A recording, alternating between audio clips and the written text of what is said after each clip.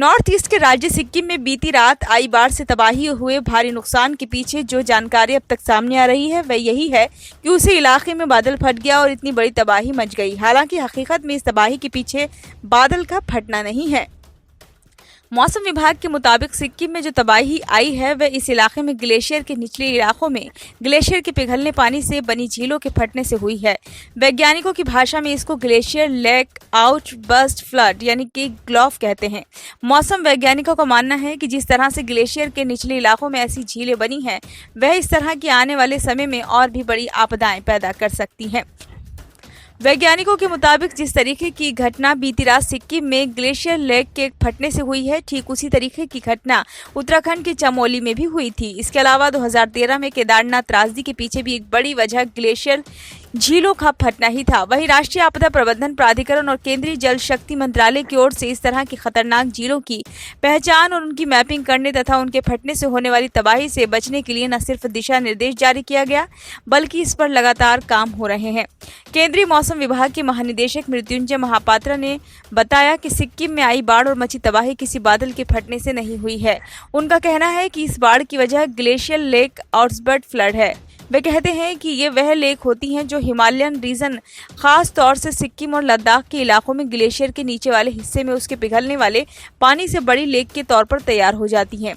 इन lake में पानी बहुत ज्यादा जमा होता है और जब कभी ये पानी का जमाव फ्लड के रूप में अपनी सभी सीमाएं तोड़ देता है तो सिक्किम में जिस तरीके की रात को बाढ़ आई है वैसी ही तबाहियां मच जाती हैं। सिक्किम के इलाके में ऐसे जिलों पर नजर रखने वाले वैज्ञानिकों का कहना है कि जब भी ग्लेशियर लेक आउटबर्ट फ्लड आता है तो वह अचानक ही होता है और एक तरह के अपने बांध की संरचना को तोड़कर के समूचे इलाके को खतरे में डाल देता है।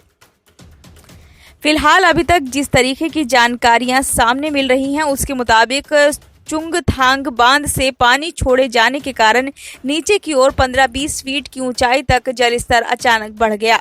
इससे सिंगताम के पास बारदांग में खड़े सेना के वाहन प्रभावित हो गए हैं। 23 जवानों के लापता होने की सूचना है और कुछ वाहनों के कीचड़ में डूबे होने की भी खबर है। मौसम विभाग के महानिदेशक मृत्युंजय महापात्र कहते हैं कि अभी भी जिस तरीके की जानकारी यहां से मिल रही है वो यही है कि वहां पर बादल फटने की वजह से और बांध से पानी छोड़े जाने की वजह के चलते ही लोगों की जुबान पर है। हालांकि उनका कहना है कि ऐसे मामले में जिम्मेदार एजेंसियां लगातार मदद के लिए वहां पर मौजूद हैं। वह कहते हैं कि जिस तरीके से ग्लेशियर लेक आउटबर्ट हुआ और उसका पानी इतनी तीव्रता के साथ आगे बढ़ा कि मौजूदा बांध को अगर ना खोला जाता और भारी तबाही की संभावना बन सकती थी। वहीं अब तक की मिली जानकारी के मुताबिक सिक्किम में तबाही की खबरें आ रही हैं। उफनती तीस्ता नदी के कारण प्रमुख सड़कें और पुल बह गए हैं। इस बीच राष्ट्रीय राजमार्ग 10 समेत प्रमुख सड़कें बह गई हैं। इस बड़ी घटना के बाद सिक्किम में अधिकारियों ने अलर्ट जारी कर दिया है। युद्ध स्तर पर राहत व बचाव कार्य शुरू कर दिया गया है। तीस्ता नदी का जलस्तर चिंताजनक रूप से बढ़ रहा है।